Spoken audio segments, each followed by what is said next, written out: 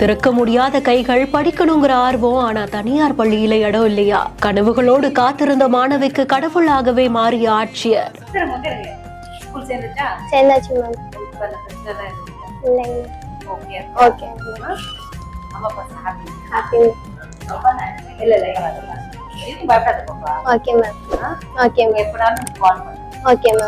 பக்கத்து வீட்டு பெண்ணை அழைத்து பேசுறது மாதிரி இயல்பான பேச்சு, கனிவான குணம். இப்படி ஒரு ஆட்சியர் இருப்பாங்களா?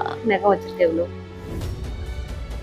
ஏன் நகம் வச்சிருக்கேன்? நகம் கட் பண்ணிடுறேன், நீட் ஃபுல்லா நீட்டா கட் பண்ணுங்க அண்ணன். Okay ma'am. நீ ஸ்டிஃபா வரப்ப ஃப்ரீயா இரு.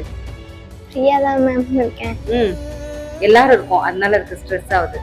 இல்ல உட்காரு, உட்காரு.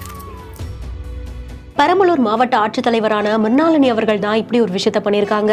வரகுபாடி கிராமத்துக்கு ஆய்வு செய்ய போயிருந்த போது ஒரு மாணவி ஆட்சியரை சந்திச்சு உடல்நிலை சரியில்லாம போறதுனால கைகளை அடிக்கடி திறக்க முடியாம போயிடுது. இதனால தனியார் பள்ளியில தொடர்ந்து படிக்க அனுமதிக்கல, படிக்கிறதுக்கு ஏதாவது ஒரு வழி செஞ்சு கொடுங்க அப்படின்ற மாதிரி கோரிக்கை வைத்திருக்காங்களா. ஆர்வத்தோட படிக்கணும்னு ஆசைப்படுற மாணவிக்கு அதை விட அவங்களுக்கு பெரிய சொத்து எதுவும் இல்லைல்ல. அதனால ஆட்சியர் உடனடியா நடவடிக்கை எடுத்து அந்த மாணவியோடைய வீட்டுக்கு பக்கத்திலேயே இருக்கக்கூடிய சிறுவாச்சூர் அரசு மேல்நிலை பள்ளியில அவங்களை சேர்க்க உத்தரவிட்டு இருந்திருக்காங்க.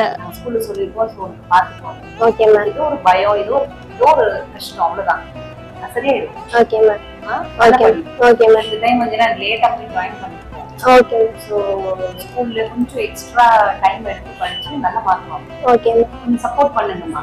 வேற ஏதாவது வேணும்னா கூட கேளுங்க. பட் அந்த பாப்பா வந்து 10th வந்து ஏன்னா 10th பாதியில அட்மிஷன் போட மாட்டாங்க, சொல்லி போட்டிருக்காங்க. கொஞ்சம் நல்லா படிங்க. ஆட்சியர் உத்தரவினால கல்வி ஆண்டுடைய பாதியா இருந்தாலுமே மாணவியோடைய படிப்புக்காக அந்த பள்ளி அந்த மாணவியை சேர்த்திருந்திருக்காங்களாம். அந்த மாணவியை தான் தன்னுடைய அறைக்கு அழைத்து நல்லபடியா படிக்கணும் அப்படின்ற மாதிரியா ஆட்சியர் ரொம்பவும் கனிவோடு சொல்லக்கூடிய காட்சிகள் வெளியாகி இருக்கு.